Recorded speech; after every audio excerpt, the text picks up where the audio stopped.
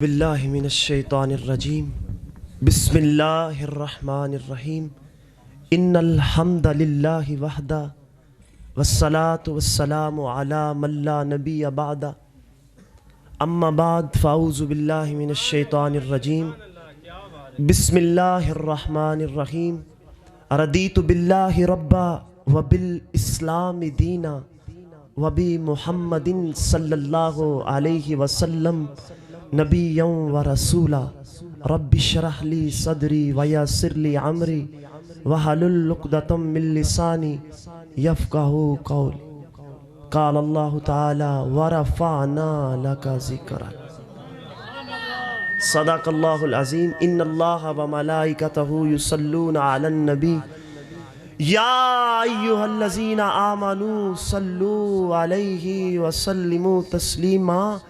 وہ رب ہو کر کہتا ہے جب میں پڑھ رہا ہوں تو بندو تم کیوں خاموش ہو؟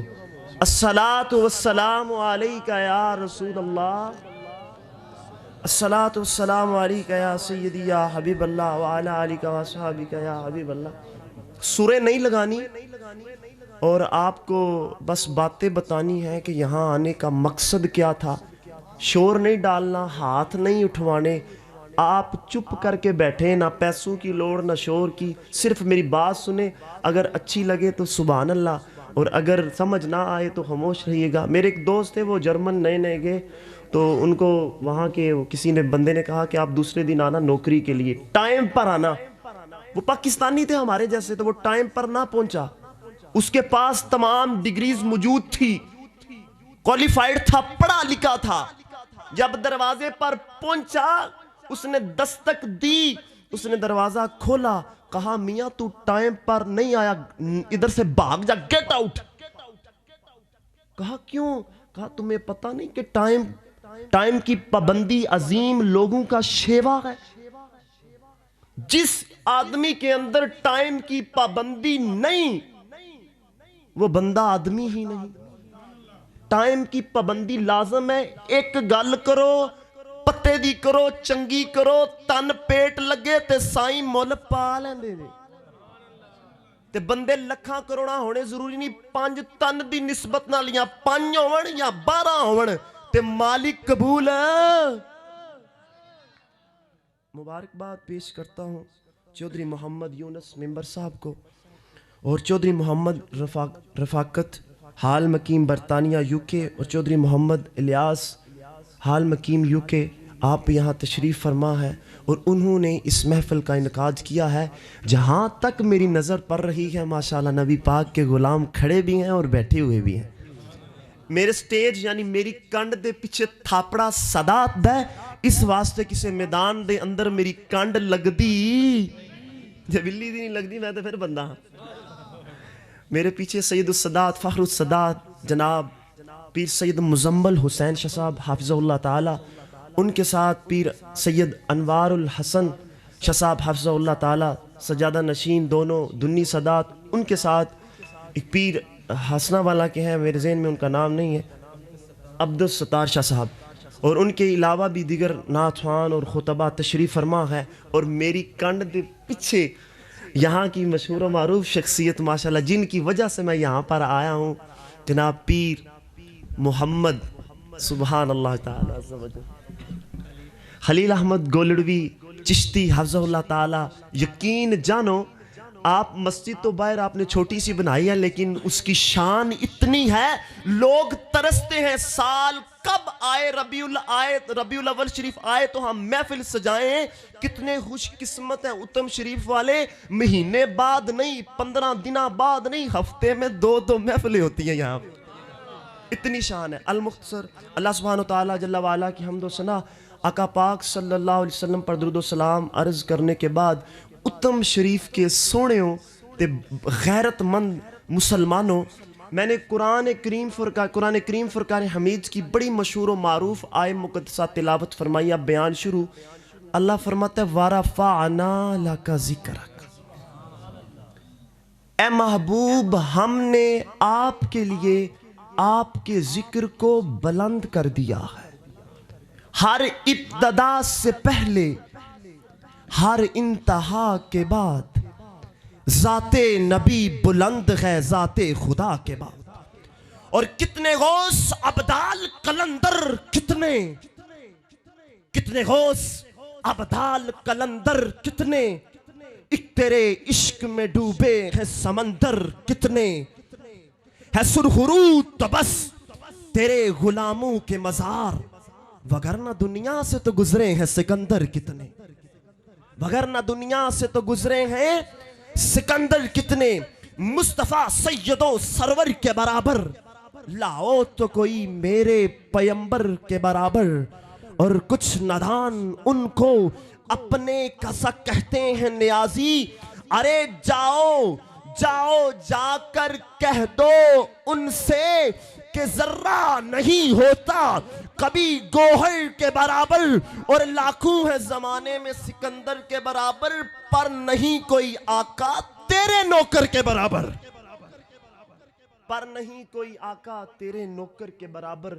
مختصر سی میری کہانی ہے، جو بھی ہے بس ان کی مہربانی ہے. اور جتنی سانسوں نے ان کا نام لیا بس وہی زندگانی ہے، جتنی سانسوں نے ان کا نام لیا بس وہی زندگانی ہے. نبی پاک نے فرمایا جس نے میری امت کے بوڑھے کا یا کیا، مجھے نبی پاک کے مبارک نالین کے تسموں کی قسم میرے پاک نبی لجپال نے فرمایا جس نے میری امت کے بوڑھے چٹی داڑھی والے بابے کا یا کیا اس نے رب کا یا کیا. اور جس نے رب کا یا کیا سبحان اللہ پھر رب کا یا کیا.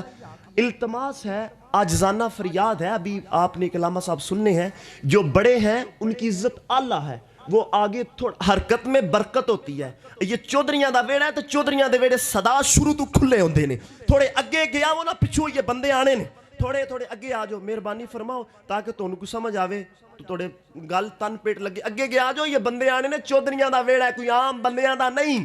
اگے گیا آ جاؤ، مہربانی کرو.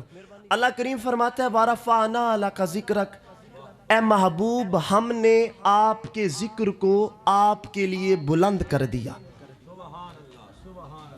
دنیا میں ہر بندے کے سٹیٹس یعنی او دی انچائی دا اچھا ہونے دا، او دی پاگ اچھا ہونے دا ایک سکیل ہے، یعنی ایک حد ہے. لیکن نبی پاک صلی اللہ علیہ وسلم کی کوئی حد ہی نہیں، کیونکہ اسی لیے تو کہا شاعر نے ہر ابتدا سے پہلے ہر انتہا کے بعد ذات نبی بلند ہے ذات خدا کے بعد. وَرَفَعْنَا لَكَ ذِكْرَكَ، اے محبوب اللہ پاک سے، اے اللہ تو نے جس نبی کو پیدا کر کے مسجود ملائک کیا، تو نے جس نبی کو پیدا کر کے مسجود ملائک کر دیا، یعنی پیدا نبی حضرت آدم کو کیا اور فرشتوں کو کہا سجدہ کرو. اے اللہ نبی تو تیرا وہ بھی اعلیٰ تھا جس کو تو نے پیدا کرنے کے بعد مسجود ملائک کر دیا، پھر تیرے آخری نبی کے ذکر بلند کرنے کا کیا مقصد ہے، مطلب کیا شان ہے. یا اللہ نبی تو وہ بھی اعلیٰ ہے جس کو تو نے مچھلی کے پیٹ کے اندر زندہ رکھا، پھر تیرے نبی کے ذکر کو بلند کرنے کا کیا مطلب ہے. یا اللہ میں اعتراض نہیں کر رہا، یہ شان بیان کر رہا ہوں کہ رب پھر جواب شکوہ میں عرض کروں گا. اے اللہ نبی تو وہ بھی اعلیٰ تھا جس کی پاؤں کی ٹھوکر سے تو نے مردوں کو زندہ کر دیا. اے اللہ نبی تو وہ بھی اعلیٰ تھا جس کے انگلی کے اشارے سے تو نے پہاڑ کو چیر کر حاملہ اونٹنی کو نکال کر اس کے اندر سے اونٹنی کو پیدا کر دیا. نبی تو وہ بھی اعلیٰ تھا جس کو تو نے آگ میں تھا اور وہاں آگ کو گلے گلزار بنا دیا. نبی تو سارے افضل و اعلیٰ تھے، پھر تیرے نبی کی شان بیان کرنے کا کیا مطلب ہے؟ جواب شکوہ کی صورت میں عرض کرتا ہوں، رب کہتا ہے میرے پاک محبوب کے غلاموں سارے نبیوں کو شانیں دے کر بھیجا ہے، سارے نبیوں کو بلندیاں دے کر بھیجا ہے، سارے نبیوں کو مقام دے کر بھیجا ہے. ان کے مقام عرفہ ہیں، ان کے مقام اعلیٰ ہیں، ان کے مقام بلند ہیں، لیکن میں نے اپنے نبی کی شان کو یہ مقام دیا ہے. نبی خود تو رہا نبی, میں نے نبی کے قدموں میں اتنی برکت رکھ دی ہے. وہ قدم اگر سیدہ آمنہ کے گھر لگے, رب سیدہ آمنہ کا ذکر بلند کر دے. وہی قدم اگر حلیمہ دائی کی اونٹنی پر پڑے, رب دائی حلیمہ کی اونٹنی کے ذکر کو بلند کر دے. وہی قدم اگر صدیق کے قدموں پر لگے, رب صدیق کو عرفہ و اعلیٰ کر دے. وہی قدم اگر ابو ایوب انصاری کے گھر پر پڑے, رب ان کی شان کو عرفہ و اعلیٰ بلند کر دے. نبی کے ذکر مقام تو ایک طرف, رب نے اپنے محبوب کے قدموں میں وہ برکت رکھ دی ہے جس جگہ پر پڑھتے ہیں رب ان کی شانوں کو بلند کرتا جا رہا ہے. نبی صلی اللہ علیہ وسلم کی اپنی شان تے ایک پاسے, اللہ پاک نے نبی صلی اللہ علیہ وسلم کے قدموں میں وہ برکت رکھ دی ہے کہ جس جگہ پر پڑھ رہے ہیں اللہ پاک اس مقام کے شان کو بلند کر رہا ہے. میں قربان جاؤں اس حسنین کریمین پر, نبی کے قدم جس جگہ پر لگے وہ جگہ بلند ہو جائے. میں کیوں نہ قربان جاؤں زارا کے اس لاڈلے پر جس کے قدم نبی کے کاندھوں پر لگ رہے ہیں. اس حسنین کریمین کی شان کا عالم کیا ہوگا. اللہ پاک نے مختصر کرنی ہے, ابھی علامہ صاحب ہیں جو آپ کو انشاءاللہ تعالیٰ گرمائیں گے, جوش دلائیں گے. تو اللہ پاک نے اپنے محبوب صلی اللہ علیہ وسلم کی شان کو بڑا بلند کر دیا. امریکہ کا ایک شخص ہے مائیکل ایچ ہارٹ, اپنے تو مانتے ہیں نا, مجھے گھر میں کوئی مان سکتا ہے, میرا اماں ابا کوئی بھی بہن بھائی کہہ سکتا ہے کہ ساڑا منڈا بڑی چنگی تقریر کردہ ہے. بات تو تب ہے کوئی باہر مانے, گھر والے انتے بندہ منا لیندہ ہے نا. اچھا, نبی پاک صلی اللہ علیہ وسلم کی شان اپنے تو اپنے کافر بھی بیان کرتے ہیں. یہ واقعہ, اس کے بعد ایک اور واقعہ, اجازت پھر علامہ صاحب بیان فرمائیں گے, توجہ کے ساتھ سننا ہے. میرا اپنا مزاج ہے, ہر بندے کا اپنا ہوتا ہے. امریکہ کا ایک شخص ہے مائیکل ایچ ہارٹ اس کا نام ہے, رہتا امریکہ میں ہے, نام مائیکل ایچ ہارٹ ہے. اس کو شوق تھا کتابیں لکھنے کا اور پوری دنیا میں ریسرچ کرنے کا. یعنی ریسرچ یہ کرتا تھا کہ حضرت آدم صفی اللہ سے لے کر جناب رسول اللہ صلی اللہ علیہ وسلم تک جتنے بھی لوگ آئے ہیں, ہے امریکہ کا نیشنلٹی ہولڈر, امریکہ کا ہے کافر عیسائی ہے ابھی موجودہ جو ہے. اچھا, اس نے ریسرچ کی, آدم پاک سے لے کر آخری نبی تک تمام لوگوں کی جانچ پڑتال کی.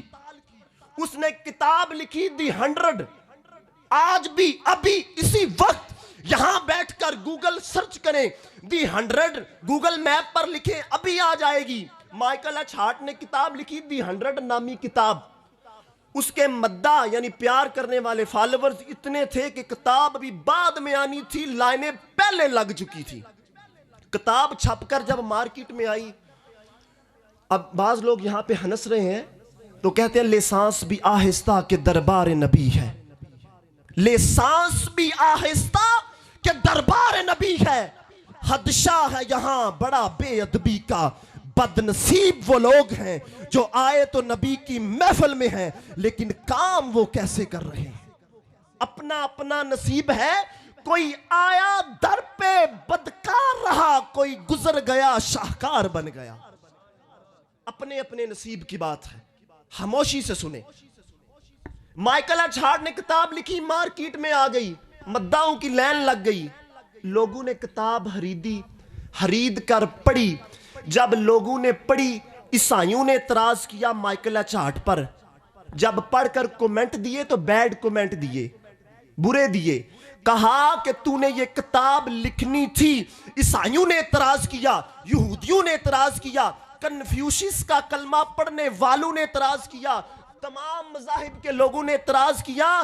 تو نے کتاب لکھنی تھی, ہم سے پہلے مشورہ کرتا, ہم سے پوچھتا, تمام مذاہب کے رہنماؤں کو بٹھاتا, پھر کتاب لکھتا. تو نے اپنی مرضی سے اتنی بڑی یہ غلطی کیسے کر دی ہے. ان کے بقول انہوں نے مائیکل ایچ ہارٹ پر پریشر ڈالا. اس نے کہا تو نے یہ کتاب کیوں لکھی ہے. اس نے کہا میدان سجاؤ, منتھلی نیو یارک اخبار آج بھی ویب سائٹ پر پڑی ہے، اس پر اس نے انٹرویو دیتے ہوئے الفاظ کو مینشن کیا، ہائی لائٹ کر کے اس نے کہا، وہ سارے یہودی، عیسائیوں، کنفیوشس کا کلمہ پڑھنے والوں، بدھ مت کے ماننے والوں، میرے سامنے آؤ، میں تمہیں اس بات کا جواب دیتا ہوں کہ آدم سے لے کر رسول اللہ تک جتنے بھی لوگ گزرے، سب لوگوں کی ریسرچ کی، اس نے اس کتاب میں 100 بندوں کا ذکر کیا، تو کیا خیال ہے؟ تھا عیسائی، پہلے نمبر پر عیسیٰ کا نام بنتا تھا نا، لیکن تھا عیسائی، پہلے نمبر پر اس نے میرے اور آپ کے نبی آخری محمد صلی اللہ علیہ وآلہ وسلم کا نام لکھا۔ کافروں نے اعتراض کیا، اس نے میدان لگایا، اس نے کہا سنو میں نے ان کی تعریف کیوں لکھی ہے؟ انہوں نے کہا the last but the first, یہ نبی آیا آخر میں ہے، نمبر اس کا پہلا ہے۔ مائیکل ایچ ہارٹ نے کہا the last but the first, اس نے کہا یہ نبی آیا آخر میں ہے اور نمبر اس کا پہلا ہے۔ سونا سب تو آخیر آیا، سارے نبی ٹر گئے پھر نبیاں دا پیر آیا، سارے نبی ٹر گئے پھر نبیاں دا۔ علامہ اقبال نے کہا نگاہ عشق و مستی میں وہی اول وہی آخر، وہی قرآن وہی فرقان وہی یاسین وہی طٰہٰ۔ بعض لوگ آج چودھری صاحب نے میلاد سجایا ہے، ان کا گھر چمک رہا ہے، جس طرح ان کا گھر چمک رہا ہے اسی طرح ان کا دل بھی روشن ہے۔ رب نے ان کو توفیق دی ہے، انہوں نے اپنے والدین کی خوشی میں سب کچھ کیا، اور اس کے بعد سب سے بڑھ کر جو بھی ان کے رشتہ دار تھے ان کی خوشی میں، اور سب سے بڑھ کر رسول اللہ صلی اللہ علیہ وسلم کی ولادت کی خوشی میں اپنے گھر کو سجایا ہے۔ تو کل والدین کے ایصال ثواب کے لیے اہتمام کیا، اور رسول اللہ صلی اللہ علیہ وسلم کی ولادت کی خوشی میں اپنے گھر کو جگمگ جگمگ کیا، تو پھر رب تعالیٰ ان کے والدین کی قبر کو بھی جگمگ جگمگ فرمائے گا۔ اب آخری الفاظ سن کے اجازت چاہوں گا، اگلے علامہ صاحب کے حوالے مائک کروں گا، خاموشی سے میری بات سنیے گا، دردمانہ اپیل ہے۔ بعض لوگ اعتراض کرتے ہیں کہ میلاد کیوں منایا جاتا ہے، بعض لوگ اعتراض کرتے ہیں کہ میلاد نہیں منانا چاہیے، معاذ اللہ۔ میلاد، میں کہتا ہوں میلاد منانا چاہیے۔